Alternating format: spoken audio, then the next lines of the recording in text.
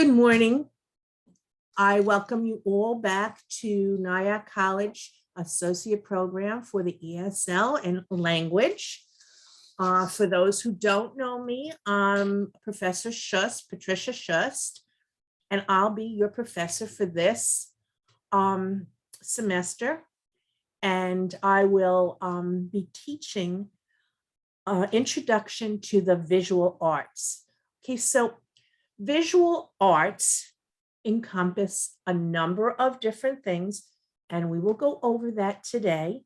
And I will also go over the syllabus, which will be posted on the website at my portal, which will tell you each topic that I will go over throughout this semester, what homework you will have, and how you'll be graded. Okay. Now, your job as a student in this program is to make sure that you view every lecture for this class and the other 3 classes that we have. Okay. And I know that it's been a nice long summer vacation, and it's going to be a little hard to get back into the swing of things, but it's very important that you start right on time so that you're caught up with all of your work. Okay, so as a student, you are responsible for logging into your Nyack email each week and watching the lecture and any of the videos. For homework this semester, I will ask you to study vocabulary that I'll give you each week, all right? And I will also, at times, have a short reading passage for you. The reading passage will be posted on my portal. You do not have to buy a book, and you do not have to look anywhere for anything. So my portal is going to have the syllabus for this semester. It will have your homework. It will have the videos, and it will include any readings that you need to do. And I will also have the vocabulary list up each week.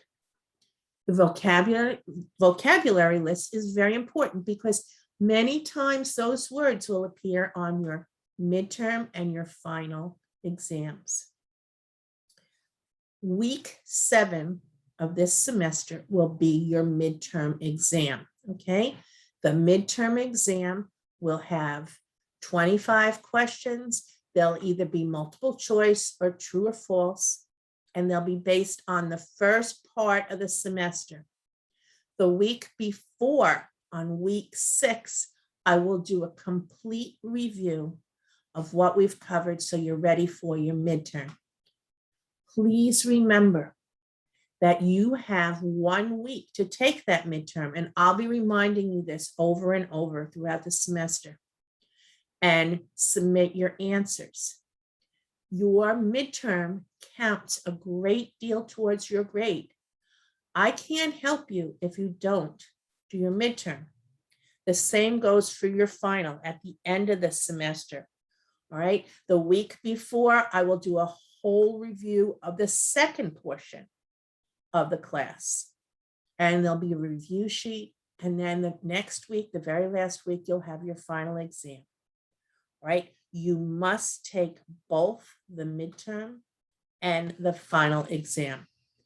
If you notice that you're having a hard time getting into the test, call Jake at the school immediately, and he will walk you through and make sure you can do it.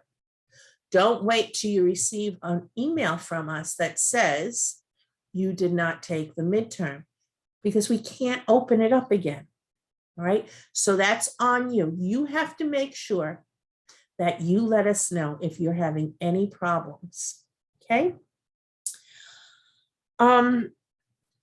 As I mentioned, all of your readings and all of your materials will be posted right on my website, on my portal. So you don't have to buy a book. You don't have to do anything like that. This is how you receive a grade for this semester. Your homework assignments will count 20%. I do not have a lot of them. There are very few. Your midterm exam counts 40%.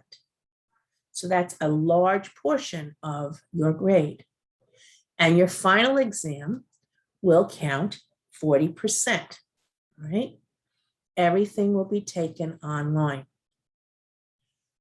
Because of the rules for immigration, we can offer all of our classes virtually, except one of mine will be an in-person class, just like we did last semester at Nyack College. I haven't worked out the dates yet and the times, but everyone will be divided into different groups, and we will offer one in-person class, which is considered your part that you need to do for immigration, okay? Everybody else is all virtual, all right? So you get to have that class just as we did last time. A representative from the school will be there to meet you, and I'll Zoom in with you and we'll go over the class, and that will take care of your requirement, okay? So I want to talk to you a little bit about Introduction to Visual Arts. So I said that visual arts encompasses many things. Well, it does. It does two-dimensional art, like paintings and drawings. It does three-dimensional art, like sculptures and mobiles. It does architectural art, like buildings and things like Mount Rushmore carved into a rock face. It also takes in styles with clothing, and we'll talk a little bit about the clothing aspect during 3 sections of this class, and you'll see how that reflects the art and the feeling of the times, okay? The visual arts are in our face every day. You see billboards, you see paintings, you see different styles of clothing, you watch TV, okay? You see buildings when you walk down the street. So the visual arts really plays a huge part in your life. My course this semester will only include visual arts from America, all right? We have influences in all types of painting and drawing from Europe and all over the world. But because of the nature of this class, we will be studying American artists, okay? And so this course, it provides a variety of experience to build upon and different concepts for you to see. The course will explore two-dimensional art, as I said, drawing, painting, printmaking. It will explore three-dimensional art, jewelry, textiles, sculpture. And it will also talk about the history at that time that's promoting the type of art that you see. I will also do 1 full week on photography, which is two-dimensional, but I think has a special place in the visual arts since we see it in so many things. So we'll do that. Now, I'm looking at this, and you'll see this on my portal, okay? And this is my syllabus for the class, all right? So what I'm hoping you will get out of the class is the following. You're going to understand the processes that are used for each type of artistic painting, drawing, clothing, or whatever that we look at for that period. We're also going to, my goal is to make you aware of the cultural activities that are going on at that time that influence the making of that art, okay? And I also want you to look at the shapes, the forms, the materials that are made in different types of art and how they've changed from the past and how they've developed into what we have in the future. So you're going to look at different pieces of art that I will present to you through video, and then I will talk about them and you'll see different aspects, all right?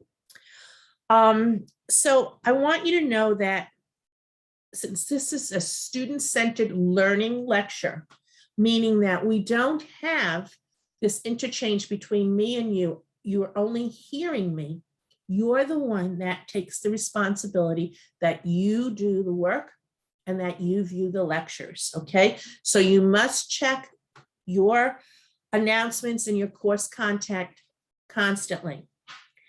I want to read something about academic integrity. Most of the things that we're going to be doing will not be easy to copy from things. They'll be very creative, or you'll be an answering of a sheet. But the class policy says academic integrity and plagiarism. Plagiarism means the copying of someone else's work and claiming it for your own. In a Christian college, academic integrity is particularly important. Any student caught cheating or plagiarizing, the unauthorized or unacknowledged use of people's words or ideas as they were your own will be subject to penalties as described in the plagiarism policy in the college catalog and the student handbook. Individuals who are caught cheating in any way will split the lowest grade that is earned on the assignment or the test for which the cheating has occurred. All right. There's something else that I want you to know. We have many students in this class, so we can't correspond with each student as we might like to in a regular class of, say, 30 or 40 students. The only correspondence that you will get is if you call directly to the school and you have a question or you have a problem. I am only available to talk with you on Mondays and Tuesdays between 9 and 2. I am not available on any other day. However, if it's a tech issue, Jake is here. He will help you throughout the week. Okay? So this week we're doing an introduction to what is visual arts. And we're going to see a few things. We're going to see some brief pictures. It's a very short video about different types of art that we'll study. And you'll hear things like American art. Well, what does it mean? It means art produced by artists in the United States. All right. From as far back as Native American art in the beginning to the present. All right. Through all different genres. The Smithsonian Museum. The Smithsonian Museum is located in Washington, D.C. It has vast collections of all types of art. And many of the videos that I have selected for this class will show you things at the Smithsonian Museum, a very high level U.S. museum open to all to see, free of charge in Washington, D.C. We're going to talk about perspective. In art, we talk about the artist's perspective on things, how he sees things. That's what it's talking about, how he sees things. Is he really involved in two-dimensional flat art? Is he involved in op art to make your eyes focus and look at things differently? Is he doing his work in a three-dimensional perspective, carving, sculpture? We talk about exhibitions in the class. Exhibitions are the shows in which artists show their work to the public. Okay, so there are exhibitions in big galleries, in museums. We even see exhibitions of art in the park. Okay. One of the things that we'll talk about in one of the classes is the word is mobiles. Mobile is a two-dimensional sometimes and three-dimensional, because when we put it up and we hang it, it becomes three-dimensional artwork that usually hangs from the ceiling, hangs from the tree, has motion and movement in it. And we'll hear about an artist named Calder, who's very famous for that, and some other artists as well. You may have seen your child come home and maybe had a hanger with some strings hanging down and different things like the sun and the planets, and you hang it up and it swings around. That's a mobile. We're going to be talking about deceiving the eye, which is called trompe-l'oeil. It means you're fooling the person's eye. It makes you see things that are two-dimensional, but they really, really, really look three-dimensional. So we'll talk about that. We'll also look at op art when it deceives the eye, when you see patterns that go around, say black and white squares. And if you look at it, it actually looks like it's undulating or moving. If you look at it, it's deceiving, it's fooling your eyesight, okay? A canvas is what they paint on, what they might draw on. A canvas could also just be clothing. They could be designing beading on clothing. That's their canvas. All right, so it's not just for a picture. Their canvas could be that. You could do, your canvas could be a wall. You know, we see a lot of murals out in the streets on buildings. The building is their canvas, what they put their artwork on. And again, the terms that I've used several times right now, one-dimensional and two-dimensional art. One, flat. Two, more than. This bottle of water is two-dimensional. This piece of paper, one-dimensional, okay? So we're going to talk about that. That's going down as far as like an overview of the class. Next week, we're going to do artwork of Indigenous and Native American peoples. So we're going to talk about the Native American Indian and the Native Eskimo, all right?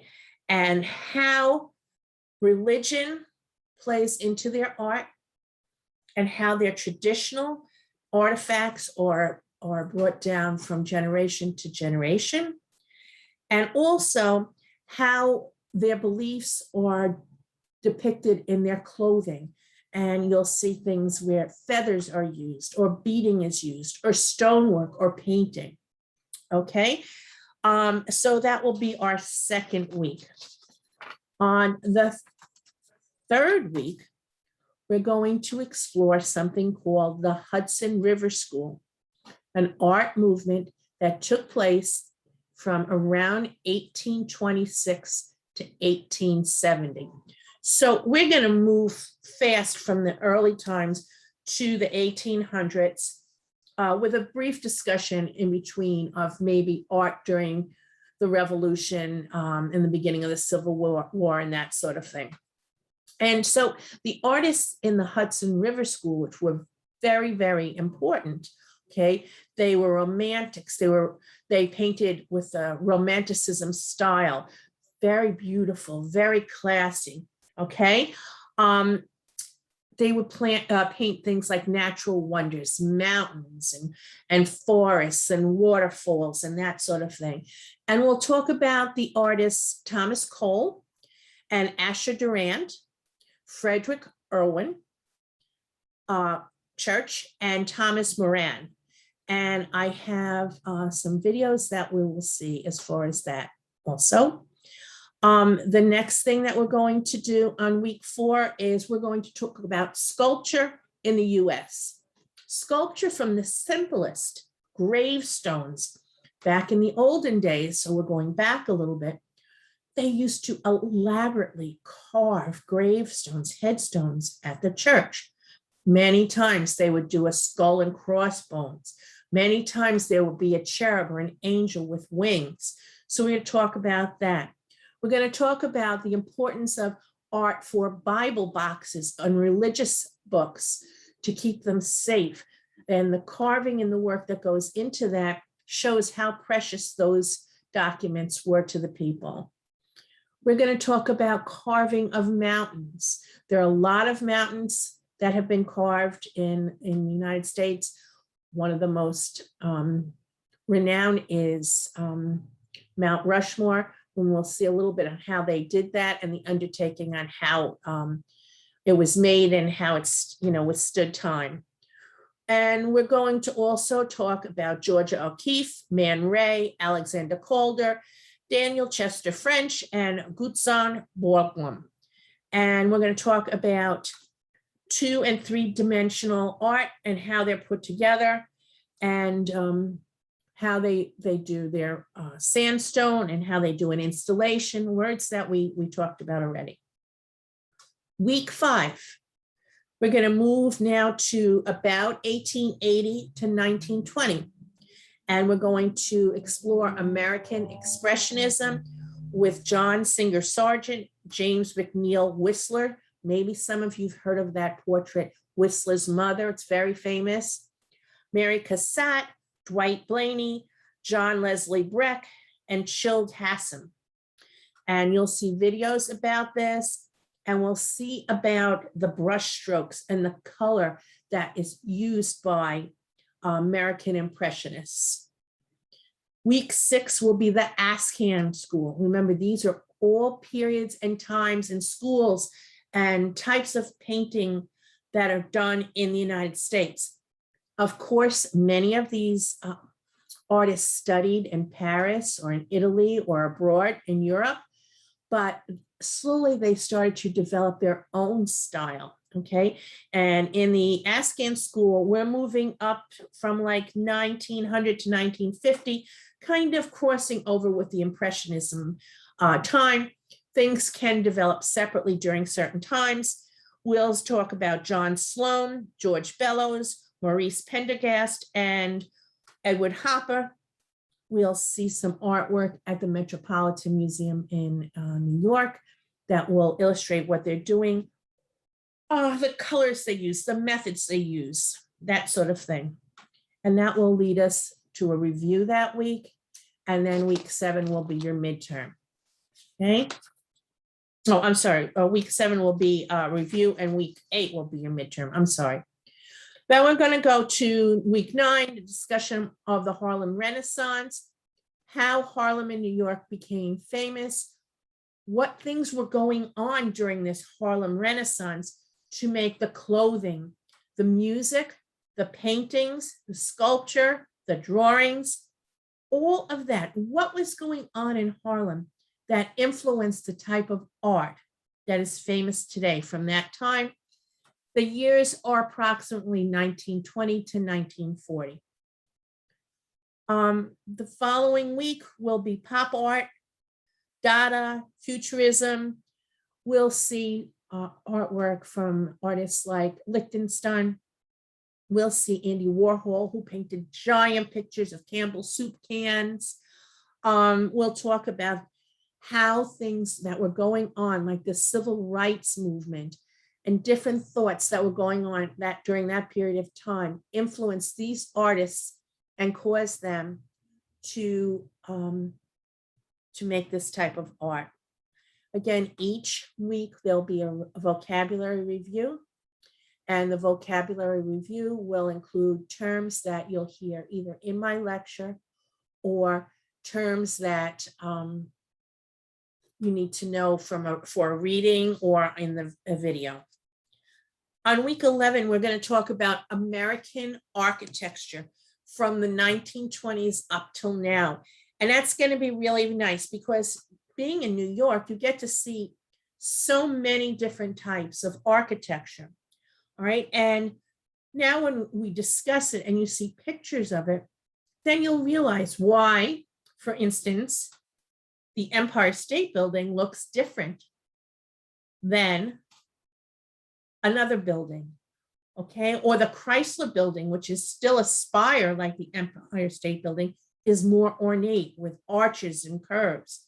They were built in different times with different ideas about architecture. When you're in the city, you can look up at the tops of buildings and see things called friezes, which are carvings that were done very elaborately in buildings in the past.